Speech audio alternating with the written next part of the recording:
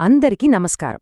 మనలో చాలామందికి అప్పుడప్పుడు అనిపిస్తూ ఉంటుంది, నా దగ్గర ఏమీ లేదు అని, కదా? కాని అసలైన సంపద మనం అనుకునేది కాకపోతే, మనలోనే మనం ఊహించని చోట దాగి ఉంటే? రండి, ఈరోజు మనం అలాంటి ఒక అద్భుతమైన కథ గురించి మాట్లాడుకుందాం. సరే, ఈ కథ ఎలా మొదలవుతుందంటే, ఒక ఆయన ఉండేవాడు. చాలా అంటే చాలా పేదవాడు. అతనికి జీవితం మీద పూర్తిగా ఆశపోయింది. ఇక లాభం లేదనుకుని చాలా నిరాశతో బుద్ధుడి దగ్గరికి వెళ్ళాడు. అతని మనసులో ఒకే ఒక్క ప్రశ్న, బహుశా మనలో చాలామందిని కూడా అప్పుడప్పుడు తొలిచేసే ప్రశ్న. అదేంటంటే, నేనెందుకింత పేదవాణ్ణి? సరే, మన మొదటి భాగం ఒక పేదవాడి ప్రశ్న. ఇక్కడే అస్సలు కథ మొదలవుతుంది. ఈ సమాధానం కోసం అతను చేసిన ప్రయాణం మనందర్నీ ఒక గొప్ప సత్యం వైపు తీసుకెళ్తుంది. అయితే ఇక్కడ ఒక ట్విస్ట్ ఉంది. బుద్ధుడు ఇచ్చిన సమాధానం డబ్బు గురించి అస్సలు కాదు. అది ఒక గుణం గురించి. అదే ఔదార్యము. అంటే సింపుల్గా చెప్పాలంటే దయతో ఇచ్చే గుణమనమాట. వినడానికి సింపుల్గా ఉన్నా ఇక్కడే మన ఆలోచన విధానం మొత్తం మారబోతుంది. ఇక రెండవ భాగం, బుద్ధుడి ఆశ్చర్యకరమైన సమాధానం. ఇది మొత్తం సంభాషణనే ఒక కొత్త దారిలోకి మళ్లిస్తుంది. బుద్ధుడు చెప్పిన మాట వింటే ఎవరికైనా షాక్ తగులుతుంది. ఆయనేమన్నారంటే, నువ్వు పేదవాడివి, ఎందుకంటే నువ్వు ఔదార్యం పాటించట్లేదు. ఒక్కసారి ఆలోచించండి, ఇది వినడానికి ఎంత వింతగా ఉందో. అసలు ఏమీ లేనివాడు ఎలా దానం చేయగలడు? ఇది చాలా పెద్ద ప్రశ్న. సరిగ్గా ఇదే ప్రశ్న ఆ పేదవాడికి కూడా వచ్చింది. చాలా సహజం కదా.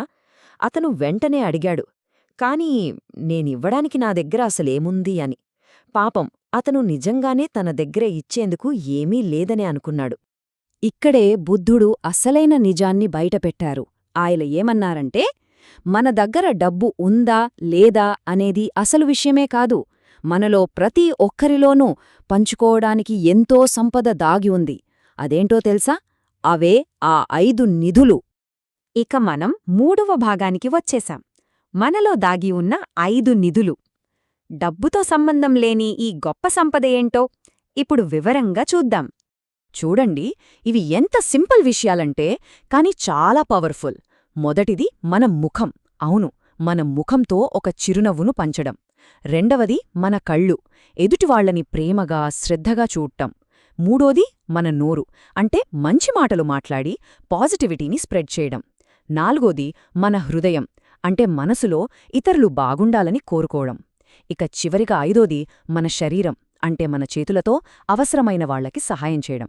చూసారా, వీటన్నింటికీ ₹1 కూడా ఖర్చుకాదు, కాని ఇవి అమూల్యమైన బహుమతులు.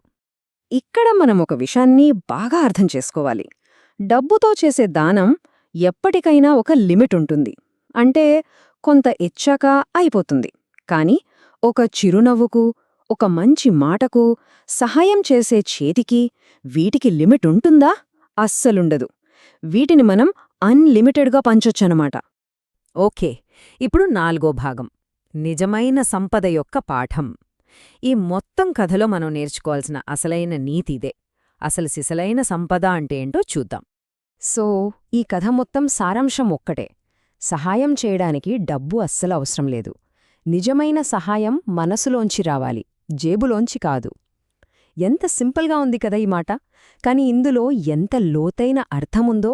మనం చెప్పుకున్న ఈ 5 నిధులు వినడానికి చాలా చిన్న విషయాల్లా అనిపించొచ్చు, కానీ వాటి ఇంపాక్ట్ మాత్రం మనం ఊహించలేనంత పెద్దది. ఆలోచించండి, ఒక దయగల చూపు ఒంటరిగా ఫీలయ్యే వాళ్లకి మేమున్నాం అనే ధైర్యాన్నిస్తుంది. ఒక మంచి మాట డిప్రెషన్లో ఉన్నవాళ్లకి కూడా ఆనందాన్నిస్తుంది. ఇక ఒక చిన్న సహాయం ఒకరి జీవితాన్నే మార్చేయగలదు, వాళ్ల జీవితంలో వెలుగు నింపగలదు. చివరిగా ఈ కథ మనకు ఒక ముఖ్యమైన విషయాన్ని గుర్తుచేస్తుంది. ఏంటంటే, మనకు వచ్చిన ఈ జీవితం చాలా చాలా విలువైనది. ఇది ఊరికే వచ్చిన ఒక కల కాదు, ఇది ఒక గొప్ప వరం. మనం ఇందాక మాట్లాడుకున్న ఆ 5 నిధులు కూడా ఈ జీవితమనే వరం నుంచే వస్తాయి.